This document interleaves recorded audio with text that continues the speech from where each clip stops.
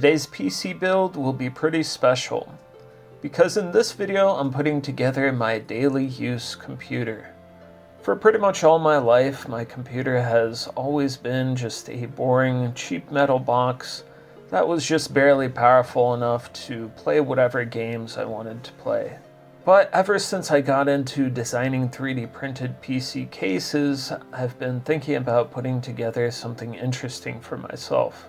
Also, recently I was able to pick up a few crucial upgrade parts, so I figured now would be the perfect time to design a case and put everything together. Going into this, I knew I wanted to use my full-sized ATX power supply. This will of course affect the case I'm going to be making, since I'm going to be going for a small form factor build. Alright, here we have a 600 watt Chieftec Proton BDF 600S with a bronze rating.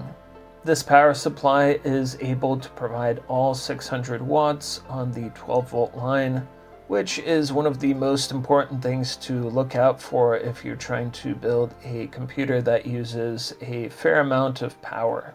Taking a look inside, we have a 400 volt 390 microfarad bulk capacitor from Tiapo. Basically what you would want from a good mid-range power supply.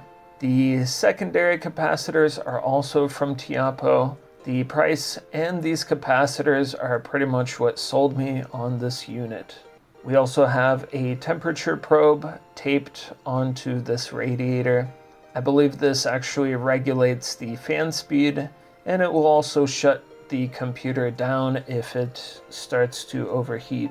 This is standard for modern power supplies, but most of what I've had on this channel is pretty old, so I think this is the first power supply I've had on here that has this function. I bought this thing new for 40 bucks about 2 years ago. By the way, I am going to be listing off how much everything cost me, although some of the stuff I bought ages ago, so the price might not always match the current market value. Next up we have the motherboard, and this motherboard is pretty much why I'm going to be able to do this whole build in the first place. For a long time I was using a super cheap micro ATX motherboard, but then my friend sent me this mini ITX motherboard for free. The Asrock Fatal1ty X370 Gaming ITX, which is a really incredible mini ITX motherboard from 2017. Yes, it's almost 10 years old at this point, but it's still basically the top of the line as far as AM4 goes. We have an 8-phase VRM, 6 phases for the vCore, and 2 phases for the SoC. And for the vCore MOSFETs, we have a little aluminum heatsink. If you pair this with a downdraft cooler, this setup will be enough to run any processor that you want. The Asrock website also says that these are premium powered chokes, and they're supposed to run 3 times better than the regular ones. I honestly don't know anything about that, but they sure do look cool. All the capacitors on this motherboard are from Nichicon, which is awesome. Maybe it's why this old motherboard is still alive after so many years. Next is an M.2 slot, which supports 3rd gen NVMe drivers, and we have a fancy steel Generation 3 PCIe slot. And now we can talk about the problems that this particular motherboard has. The Wi-Fi and the onboard sound both don't work, but that's really no big deal. I use an Ethernet cable for my internet connection, so the Wi-Fi doesn't matter to me. And even though the motherboard's audio connector doesn't work, you can still get audio through an HDMI connection, or by connecting a audio jack to the HD audio connector on the motherboard. So even though technically the motherboard is faulty, it still works perfectly fine. Everything considered, this was a pretty awesome gift, So big thanks to my friend for sending this over. To go with our motherboard, we've got the RAM. Two 16GB sticks of Gskill Ripjaws at 3200 MHz. And the crazy thing about these is I actually bought them new a little bit more than a year ago, and back then it cost me 55 bucks. If I had to buy these new today, then I would probably have to rob a convenience store first. It's really sad how much prices have changed since then, and even sadder, it seems like the prices aren't going to be coming down anytime soon. On the topic of things becoming expensive, we've got the storage. I've got a ton of different drives that I've picked up over the years that I'm going to try and cram in here. First up is the drive for the operating system, a 480GB OWC Mercury Extreme SATA SSD, and this was 30 bucks. Next is a 256GB Patriot NVMe, which was 18 bucks. This one I pretty much exclusively use for games that benefit from NVMe speeds, and I'm sure people will say that I should use this for the operating system instead, but this is just what I prefer. After that, I have two good old spinning disks, one 500GB laptop hard drive, and one full-sized 3.5-inch 1TB hard drive, both of which I've had for like 10 years now. I'm sure I'll get judged quite a lot for my horrible storage setup, but trust me, it used to be so much worse. Until last year, I was using a 120 gig SATA SSD for my operating system. That drive would constantly fill up, and every few weeks I'd have to delete different files to keep it from becoming unusable. Looking back, I have no idea how I was able to suffer through that for so long. Alright, now on to the really exciting stuff. What kind of processor am I using? Well, originally I put together this computer in 2024 just to play Stalker 2 and a few other games. Up until then, I was using a socket 1155 build, and when I first switched to AM4, I thought the Ryzen 3600 would be enough. Then I proceeded to try Stalker 2, and I experienced severe pain and distress. So I returned the 3600 and I got a Ryzen 5600 instead. And guess what? Well, it was also horrible. And so I returned it and I settled on the processor that I'm still using today, which is the 5700 X3D. And this is a really, really good processor. But the fact that so many games are so poorly optimized that I felt the need to buy this processor just to have a solid 60 FPS is just really depressing. And it's not like I'm asking for 200 frames or something, but it literally felt like out of the processors I tried, the 5700 X3D was the bare minimum for many modern games. I picked up this processor for about 180 bucks from a small shop, and back then you could order these from AliExpress for something like $150. And now these are insanely expensive and definitely not worth buying for the price that they go for. Unless, of course, you have some serious emotional attachment to the AM4 platform. Cooling the 5700 X3D, we've got a cooler that I personally cannot recommend, the ID Cooling IS55, which I picked up for $20. This is a 55mm tall cooler with 5 heat pipes and a slim 120mm ARGB fan, and I'll say this CPU cooler was a disappointment. It's well reviewed and claims to be enough for 125 watt processors, and in general the 5700 X3D runs pretty cool.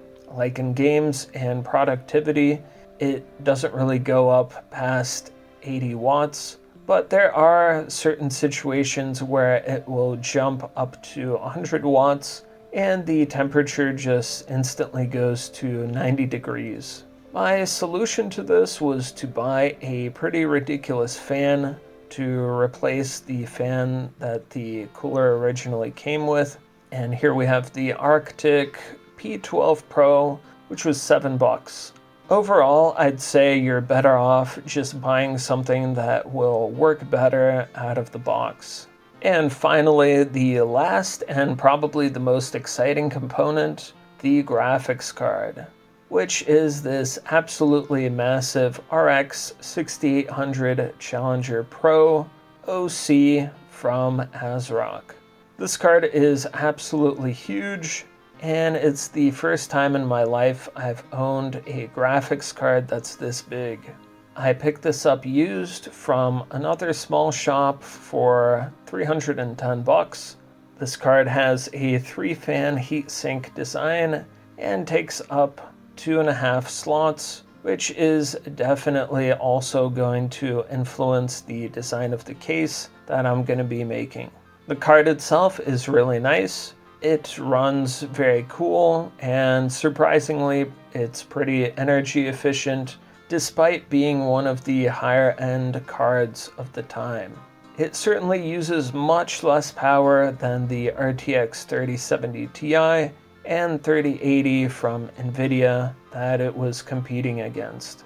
It also has 16 gigs of VRAM, which is really wonderful.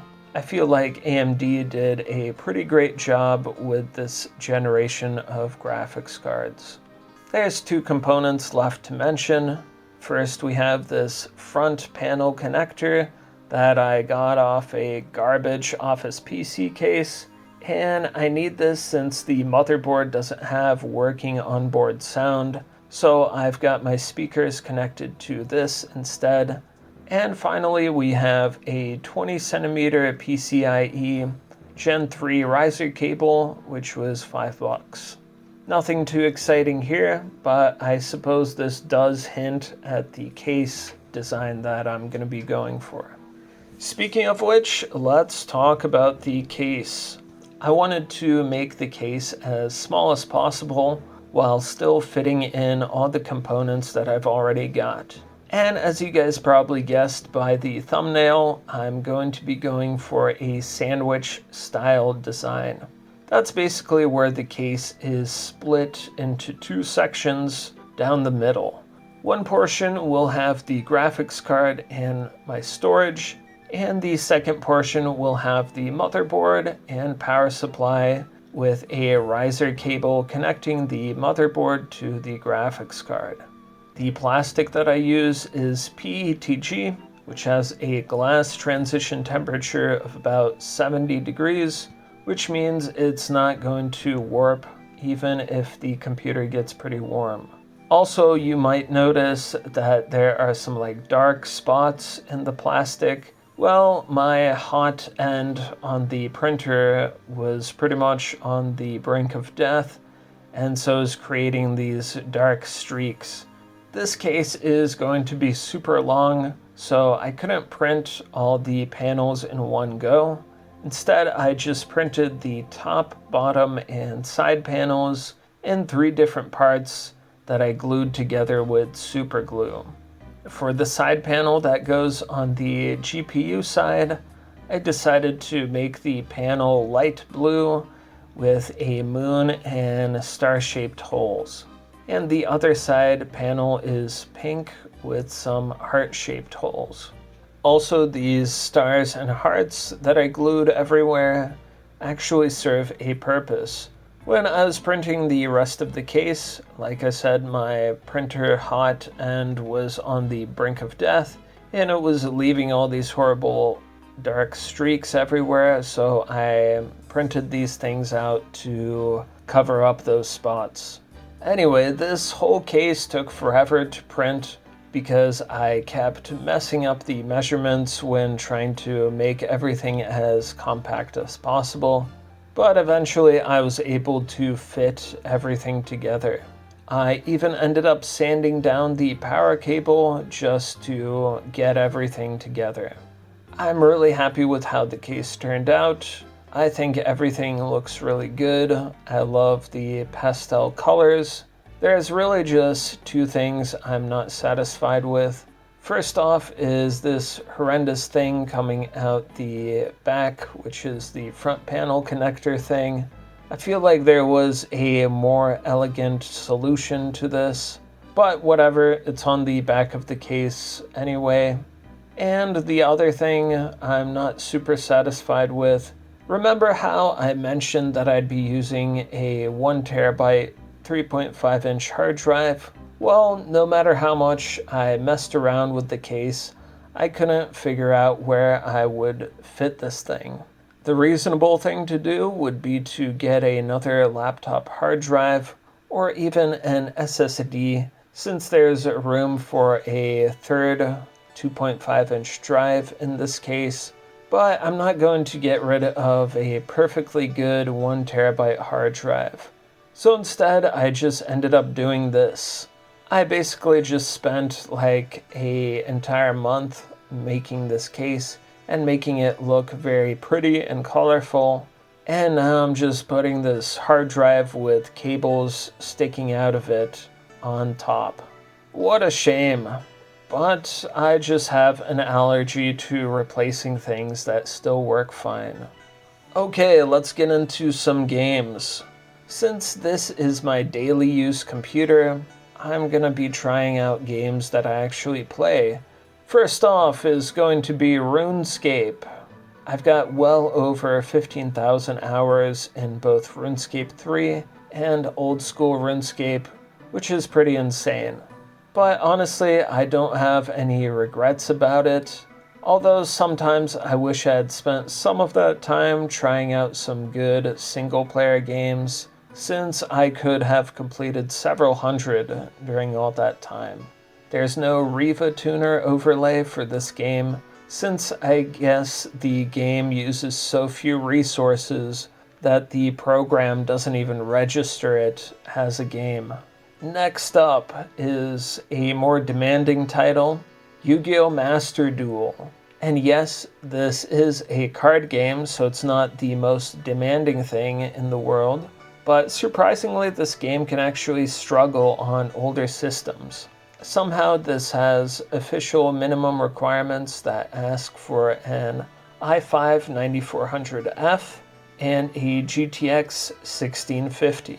I tried installing this game on my FX 9800p laptop, and the game was running at less than 10 frames per second. Alright, next up is going to be the most hardware-intensive title yet, Bloons Tower Defense 6. Okay, before you click away from the video, I promise after this I'm going to be testing some normal things. But these are just the games that I actually play. Most of the time I'm not playing the most modern AAA titles, and I think the same is true for a lot of people. Everybody has their own weird games that they've sunk tons of time into. But surprisingly enough, Bloons Tower Defense 6 is actually arguably one of the most demanding titles on this list. If you're playing this on a potato, then for the most part you will be okay. But if you're doing the boss events, you'll actually probably struggle, since once you have a lot of balloons, towers, and animations on the screen, your CPU is going to be struggling. The game runs everything on a single core of your processor, so it's easy to have the game slow down a fair bit in certain game modes, especially if you don't have a nicer processor. Okay, so like I promised, let's try some normal stuff now. I did mention in other videos that I wanted to check out more emulators, and so here we have Nintendo Switch using the Eden emulator.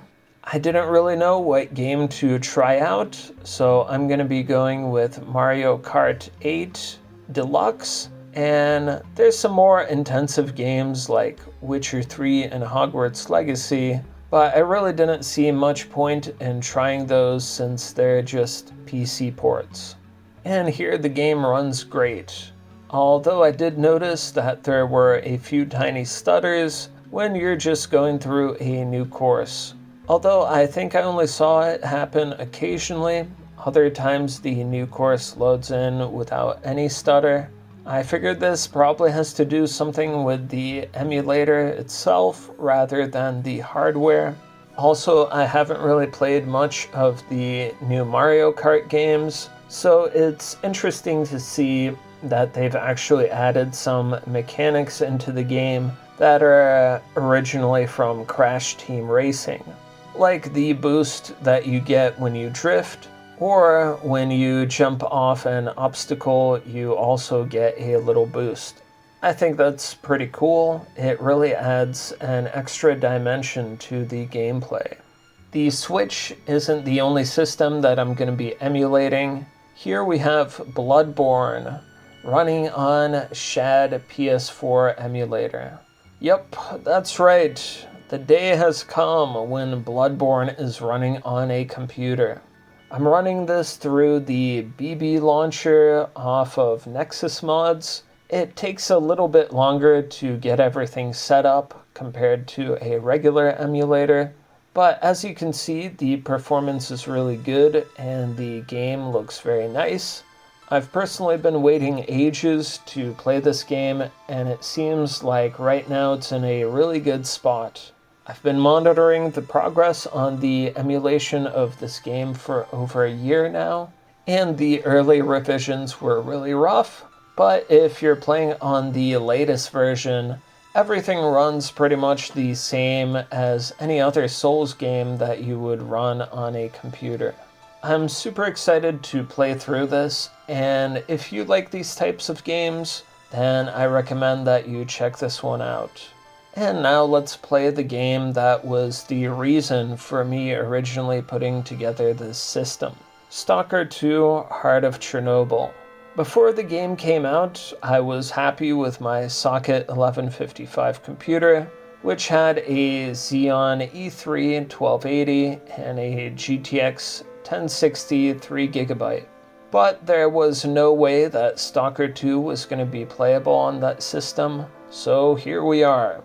The game has made a teeny tiny bit of progress in terms of optimization since it first came out, but it is still pretty bad, just like a lot of newer titles. The game does feel very good when you play it on this system though. By the way, I have a 1080p monitor, but I still run a lot of games at 1440p using AMD Virtual Super Resolution, and I'm doing it with this game as well. But for this recording, I've got it set to 1080p high settings because OBS gets messed up when I tried to record it at 1440p on this 1080p monitor. By the way, if you also have a 1080p monitor but your graphics card can handle 1440p, then you should give this a try. It's available for AMD, and also NVIDIA has its own equivalent. It really improves the image, and for Unreal Engine 5 games, it can do a lot to clean up some of the hideous artifacts and visual glitches that these games are often filled with. But here, Stalker 2 runs really well. It does slow down a little bit when you get to different hubs filled with NPCs, but generally this system is enough to maintain a smooth 60 FPS with high settings at 1080p or 1440p, with upscaling of course. You can also get even more frames with frame gen, but in my opinion the extra latency makes it not worth it. I should also mention that this game really benefits from fast storage, especially in NVMe, so if you're having issues with it, I really recommend installing it on a fast drive. I've got about 80 hours in this game, and I can say it's a lot of fun. The story is all over the place, but if you enjoyed the atmosphere and the world of the original Stalker trilogy, then I think you'll have fun with this game as well. Next up is going to be Spider-Man Remastered, 1080p Ultra preset. It's not plagued by the same visual issues that Unreal Engine 5 games have, just because the game is running on the Insomniac engine. The game is also well optimized, so it'll run pretty well even on a significantly worse system. I recently finished watching Spider Noir with Nicolas Cage, so I felt like including this game on the list of tests. Getting around by web swinging is a lot of fun. It's definitely a big improvement over games where you're just stuck holding the W button and waiting till you finish running somewhere. I wouldn't say the game is anything mind-blowing, and the actual gameplay loop does get kind of boring after a while. I think you really need to be in the mood for spiders if you want to play it. And our last game for today is going to be Elden Ring. 1080p with all the settings maxed out, and ray tracing on, although I can't really tell the difference.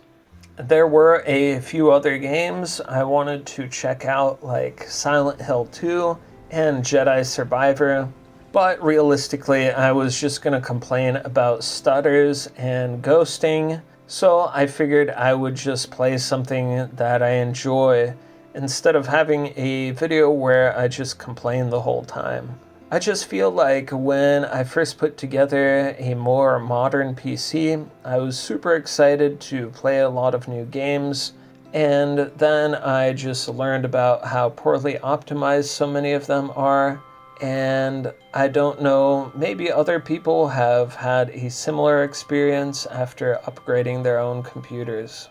Speaking of which, in my next video I'm planning to do the opposite of upgrading. I've recently been working on a retro computer. I don't know how many people will be interested in that, but there's a lot of older games I wanted to check out, and I figured the best way to play through them would be on time-accurate hardware. So that's pretty much the plan, and if anyone wants to suggest some older games for me to try out, then please do so. I pretty much read all of the comments that you guys leave. And that's going to be it for today. If you feel like supporting the channel, I've got my PayPal linked in the description. I hope everyone enjoyed the video, and I'll see you guys in the next one.